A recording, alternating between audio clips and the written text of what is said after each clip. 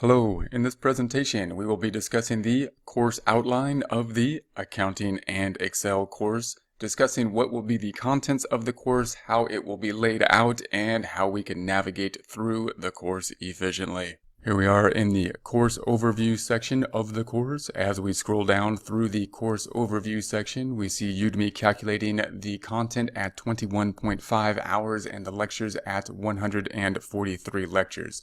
Note, however, that this lecture number is including the content that will be providing the Excel document. So every presentation will have a presentation and then the providing of the Excel document along with a 10-second or so presentation telling you that this will be an Excel document, where to get it, how to unzip it. We try to keep the presentations along with the Excel documents very short, around 10 seconds, just to let you know that there is something to download, where to download, how to unzip that information. But we want to let you know up front that those videos, around 10-second introduction videos, will be included in the total hours here. So we think that a very conservative estimate would be around 20 hours of actual content, along with the introduction to the course, the introductions to the sections, and the instructions on how to download the Excel documents. This is the course content section of the course. As we scroll through the course content, we'll see that we have the headers for each section, and we can open up each section to see the content within each section. As we do so, we'll see that there's going to be a different amount of content, meaning there's not the same amount of content within each section, but each section will have instructional videos, and just about every section will also include the Excel downloads, as we can see here, the instructional videos and the Excel downloads. The benefit of the Excel downloads is that you can download the Excel document, unzip it, and then you can see the answer key, and you can actually look at the answer key before going through the problem to see what the end result will be like, and or look at the answer key as you go through the problem to see how the content will be constructed. And then there's going to be another tab that you can actually use to work through the problem along with the instructional videos.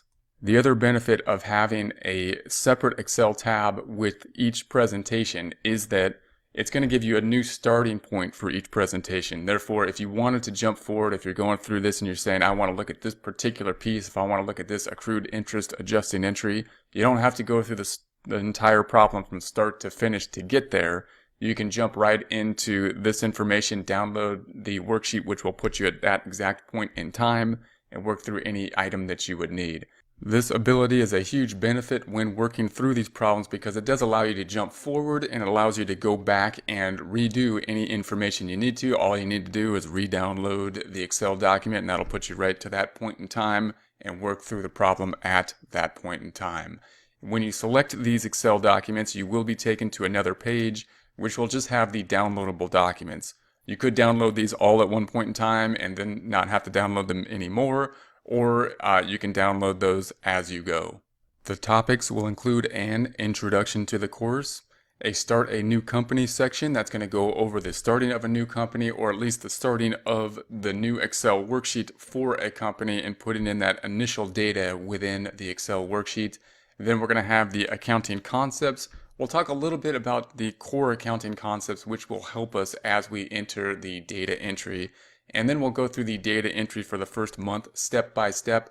This is going to be where a lot of the content will be, because this is going to be us actually ending or entering the data for that first month of operations, including those starting type of transactions for an owner investing money into the business, for example, taking out a loan from the business. We'll also focus more on cash transactions.